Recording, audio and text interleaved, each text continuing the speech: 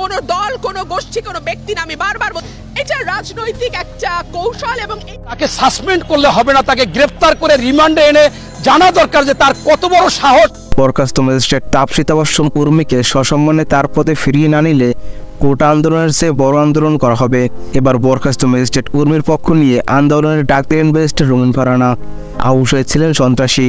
Doctor Yunus মুক্তিযুদ্ধের স্মৃতিকে reset করতে চান। এসব নিয়ে ফেসবুক পোস্ট করায় বরখাস্ত হয়েছেন ম্যাজিস্ট্রেট তাপসিতা বর্ষণ উর্মি। ফেসবুকে তিনি লিখেন, সংবিধান ব্যক্তিহীন। অন্তর্বর্তীকালীন সরকারের প্রধান উপদেষ্টা ডক্টর মোহাম্মদ ইউনূস বলেছেন, রিসেট বাটনে পুশ করা হয়েছে, অতীত মুছে গেছে। রিসেট বাটনে ক্লিক করে কি আর দেশের সব অতীত ইতিহাস মুছে ফেলা যায়? এতই কি সহজ? কামডাউন শুরু হয়ে গেছে আপনার মহাশয়। এবং মন্তব্যের পর দেশের তরুণরাও খেপেছে। তার বিচারের দাবিতে শুরু করেছে আন্দোলন। অন্যদিকে ম্যাজিস্ট্রেট উর্মির পাশে দাঁড়ালেন ব্যারিস্টার রুমিন ফারহানা। তিনি বলেন, উর্মি ভুল কিছু বলেননি, তাকে এভাবে বরখাস্ত করা মেনে নেওয়া হবে না। রিসেট বাটনে পুশ করে কি আর একটি দেশের সব ইতিহাস মুছে ফেলা যায়? আমি মনে করি উর্মিকে অবৈধভাবে বরখাস্ত করা হয়েছে।